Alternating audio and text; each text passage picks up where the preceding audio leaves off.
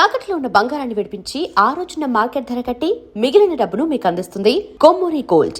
ఈ మ్యూజిక్ వల్ల సినిమాకి మార్కెట్ అవ్వట్లేదు అని ఎవడో ఒక మాట అంటే, ఇన్ని వందల అద్భుతమైన పాటలు ఇచ్చిన ఆర్పి పట్నాయక్ సినిమాలు ఇంక నేను చేయను అని నిర్ణయం తీసుకోవడం ఏంటి? ఇదే ప్రశ్న మా టీఎన్ఆర్ గారు అడిగారు మిమ్మల్ని 8 సంవత్సరాల క్రితం. ఆ రోజు కూడా మీరు సరిగ్గా సమాధానం చెప్పలేదు. నాకు ఈ విషయంలో సరైన సమాధానం కావాలి.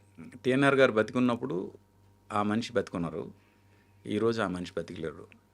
ఆ మనిషి గురించి బతికి లేనప్పుడు ఒక మనిషి గురించి మాట్లాడకూడదని నేను ఖచ్చితంగా నమ్ముతున్నాను. కాబట్టి దాని గురించి ఇంకా ముందు కూడా ఎక్కడ చెప్పను. ఓకే, ఆయన గురించి వారెవరు నాకు ఇవన్నీ వద్దు. మీరు తీసుకున్న డెసిషన్ కరెక్టా? నేను ఈరోజు ఇక్కడ ఇంటర్వ్యూ చేస్తాను, చాలు. కరెక్టా కాదా మీరే డిసైడ్ చేయండి. మీకు అది చాలు సార్. మీ ఇప్పుడు కూర్చున్నాం, ఎన్ని గొప్ప పాటల గురించి మాట్లాడుకున్నాం. మంచి సంగీతం ఇవ్వగల స్థాయి ఉన్న వ్యక్తి, అలాంటి వ్యక్తి ఎందుకు ఆపేయాలి అనేది చాలామంది బాధ. పైగా మీరు స్టేట్మెంట్ ఇచ్చారు. అవును, అప్పుడు ఇద్దరు చాలా గట్టిగా నన్ను ఆపే ప్రయత్నం చేశారు నా స్టేట్మెంట్ని. ఎవరు సార్? ఒకటి మా సీను త్రివిక్రమ్ కూర్చోబెట్టి మరి క్లాస్ పీకాడు, ఎందుకన్నా డిసిషన్ తీసుకుంటున్నాం అని. ఇంకోటి కోటి గారు. వీళ్ళిద్దరూ నాకు చాలా గట్టిగా క్లాస్ పీకారు, ఎందుకు అంత బ్లంట్ డిసిషన్ తీసుకుంటున్నాం అని. బట్ కొన్నిసార్లు మనం రైట్ అనే ఫీలింగ్ వచ్చినప్పుడు ఎవరి మాట వినం కదా సార్. కన్విన్స్ అవ్వలేదు సార్ నేను ఇప్పటికీ. అంటే నేను కన్విన్స్ అయ్యాగా. మీరు కోటి గారి ప్రస్తావన తీసుకొచ్చారు కాబట్టి ఒక డౌట్ సార్, ఇలా అడగొచ్చా లేదో. మణిశర్మ గారు, కోటి గారు, మీరు కానీ అద్భుతమైన మ్యూజిక్ ఇచ్చారు, అద్భుతమైన పాటలు ఇచ్చారు, ఇప్పటికీ ఇవ్వగలరు. మణిశర్మ లాంటి వ్యక్తి మేము కూడా ఉన్నామని గుర్తించండి. కోటి గారు లాంటి వ్యక్తి మంచి సంగీతం ఇవ్వడానికి రెడీ, వచ్చేదెవరు, తీసుకునేదెవరు? ఇలాంటి స్టేట్మెంట్ ఇవ్వాల్సిన పరిస్థితి వచ్చింది. ఏమవుతుంది ఇండస్ట్రీలో? వాళ్ళ పాటలు చూస్తే అద్భుతమైన పాటలు ఉన్నాయి, వాళ్ళ ట్రాక్ చూస్తే అదొక రికార్డు. అలాంటి వారికి ఎందుకు అవకాశాలు తగ్గుతున్నాయి? అంటే వాళ్ళు ఈరోజు కొత్తగా నిరూపించుకోవాల్సిన అవసరం లేదు, కొత్తగా సినిమాలు చేయాల్సిన అవసరం లేదు, కానీ వాళ్ళు ఇచ్చిన వర్క్ని ఎందుకు గుర్తుపెట్టుకోవట్లేదు? అంటే మీకు ప్రతి డైరెక్టర్కి ఒక స్పాన్ ఉంటుంది సార్. అలాగే ఆ డైరెక్టర్తో పాటు వాళ్ళ థాట్, అంటే వాళ్ళు ఒక ట్రెండ్ క్రియేట్ చేస్తారు కదా. నేను డైరెక్టర్స్ గురించి మాట్లాడుతాను, మ్యూజిక్ డైరెక్టర్స్ గురించి కాదు. వాళ్ళు ఒక టైప్ ఆఫ్ సినిమాలు ఇలాగ ఉంటాయి, సినిమాలు ఇవి అవి ట్రెండ్ క్రియేట్ చేస్తారు. దానికి ఒక ఇది ఉంటుంది, స్లాట్ ఉంటుంది. ఆ స్లాట్ వరకు అవి నడుస్తాయి. ఆ తర్వాత ఇంకొక టేస్ట్, ఇంకొక జనరేషన్ ఇంకొక టేస్ట్ ఎక్స్పెక్ట్ చేస్తుంది. ఎప్పుడైతే డైరెక్టర్స్ తాలూకా ఎరా మారుతుందో ఆటోమేటిక్గా ఆ డైరెక్టర్స్తో పాటు పనిచేసిన మ్యూజిక్ డైరెక్టర్స్ తాలూకా ఎరా కూడా మారిపోతుంది. As simple as that. అందుకు ఇప్పుడు ఎవరైతే ఫుల్ హైలో ఉన్నారో వీళ్ళే ఇంకొక 10 ఏళ్ళ తర్వాత కంటిన్యూ అవుతారని గ్యారంటీ లేదు. ఎందుకంటే నెక్స్ట్ వచ్చేవాళ్ళు అప్పుడు జనరేషన్కి ఏం కావాలో అది దాంతో రెడీగా ఉంటారు. అయితే ఆల్రెడీ వెళ్ళిపోయిన వాళ్ళు ఇప్పుడున్న జనరేషన్కి ఏం ఇవ్వలేరా అంటే, ఇవ్వగలరా లేదో టెస్ట్ చేసే ధైర్యం ఎవరికీ లేదు. కరెక్ట్ వర్డ్స్, అది జరగట్లేదు. అండ్ నా దగ్గర ఒక కంపారిజన్ ఉంది. మీరు మ్యూజిక్ డైరెక్టర్గా ఫుల్ స్వింగ్లో ఉన్నారు, అద్భుతమైన పాటలు ఇస్తున్నారు, ఆల్ ఆఫ్ సడన్గా యాక్టింగ్ వైపు వెళ్ళిపోయారు. మీకు బాగా నచ్చిన మ్యూజిక్ డైరెక్టర్ దేవిశ్రీ ప్రసాద్ గారు కూడా ఆయన ఇప్పుడు ఫుల్ స్వింగ్లో ఉన్నారు, ఇప్పుడు మళ్ళీ హీరోగా ఆయన స్టార్ట్ చేశారు. దేవి నిర్ణయం కరెక్ట్ అంటారా, రాంగ్ అంటారా? అంటే మీకు ఆయన మీద వాత్సల్యం ఉంది కాబట్టి చెప్పండి. దేవి యాక్టింగ్ చేస్తే బాగుంటుందని నేను ఫీల్ అయ్యాను. అవునా? నేను మొదటి నుంచి ఫీల్ అయ్యాను, ఎందుకంటే he's a very good looking, at the same time he can act.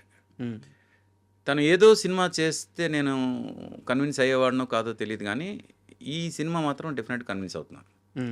ఎందుకంటే ఆ లుక్ కానీ తను తీసుకున్న డెసిషన్ కానీ రెండు బాగున్నాయి అనిపించింది నాకు. సినిమా చూసిన తర్వాత నేను చెప్పగలను. నేను ఎందుకు దీని గురించి పర్టికులర్ చెప్తున్నాను అంటే, సీను వాసంతి లక్ష్మి నేను యాక్టింగ్ చేస్తున్నప్పుడు చాలామంది నన్ను తిట్టారు, నీకు అవసరమా యాక్టింగ్, దట్టు ఎంత ఛాలెంజింగ్ క్యారెక్టర్ చేస్తున్నావు అని. అదే జనం థియేటర్కి వచ్చి ఫస్ట్ డే ఈ సినిమా చూసి మళ్ళీ వీడిని ఇంకొకసారి తిట్టడానికి అవకాశం వస్తుంది అని థియేటర్కి వచ్చి సినిమా చూసి అదే జనం ఫోన్ చేసి, ఈ క్యారెక్టర్ నువ్వు కాకుండా ఇంకెవరు చేస్తున్నా మేము కన్విన్స్ అయ్యేవాళ్ళం కాదేమో, అంత గొప్పగా చేసావు, నువ్వే చేసావు అని పొగిడినోళ్ళు ఉన్నారు. ఈరోజు దేవి గురించి ఎవరైనా నెగిటివ్ మాట్లాడుతుంటే రేపు శ్రీనివాసన్ లక్ష్మికి జరిగిన సీనే రిపీట్ అవుద్దని నా ఫీలింగ్. కానీ బాగా ఇష్టం ఉంటుంది కదా దేవిశ్రీ ప్రసాద్ అంటే మీకు? తన ఎనర్జీ చాలా, తన సాంగ్స్‌లో ఎనర్జీ ఉంటది. సార్. దట్టు సాహిత్యం బ్లడ్‌లో ఉంది కదా తనకి.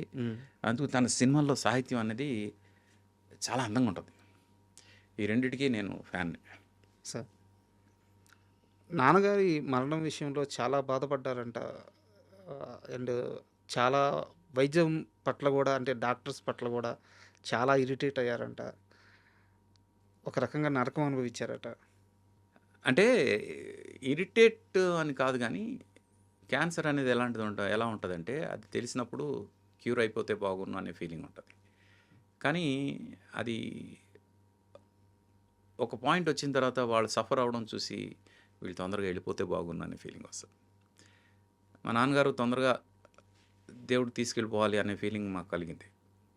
ఎందుకు అంటే, మనం ఎక్కువ ఇష్టపడే వ్యక్తి సఫర్ అవ్వడం మనం చూడలేము. సార్.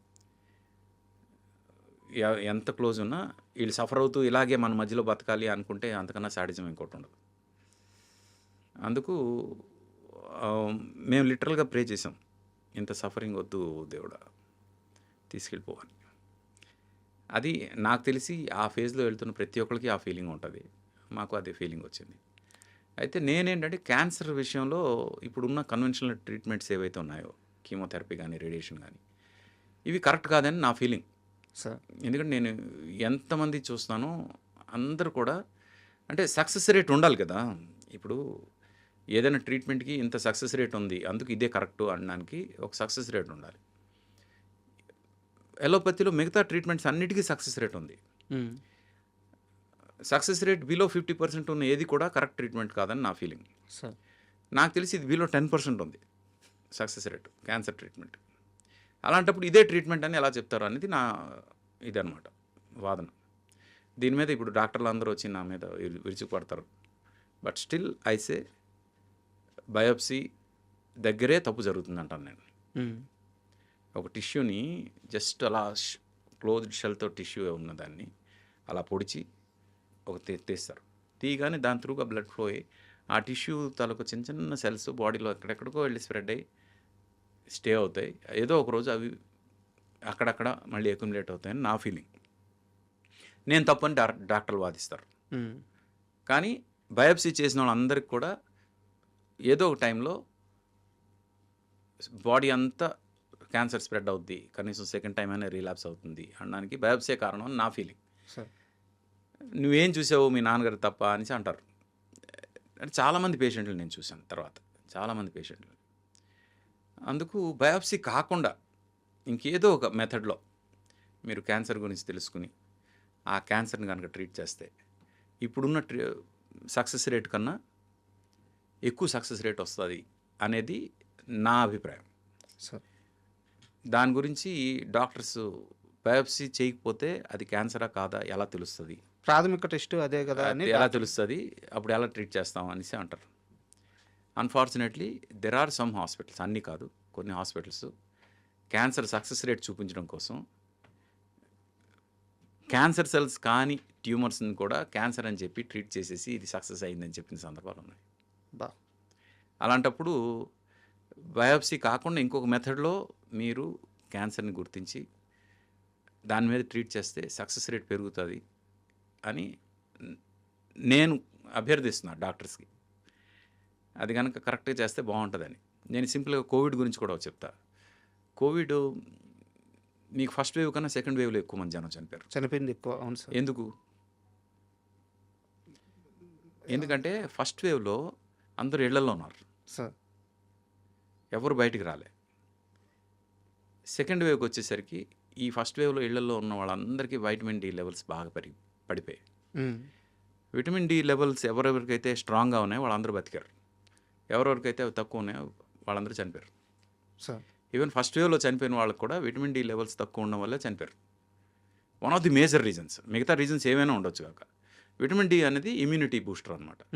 ఆ ఇమ్యూనిటీని కరెక్ట్గా డిసైడ్ చేసింది విటమిన్ డి. నేను నా లైఫ్లో చూశాను. మా అమ్మకి నాకు ఒకేసారి ఇది వస్తే కోవిడ్ వస్తే నేను హాస్పిటలైజ్ అయ్యాను, మా అమ్మ ఇంట్లో ఉంది. ఇద్దరం ఈక్వల్గా సఫర్ అయినా మా అమ్మకి ఎలాంటి ప్రాబ్లం రాలేదు, నాకు ప్రాబ్లం వచ్చింది.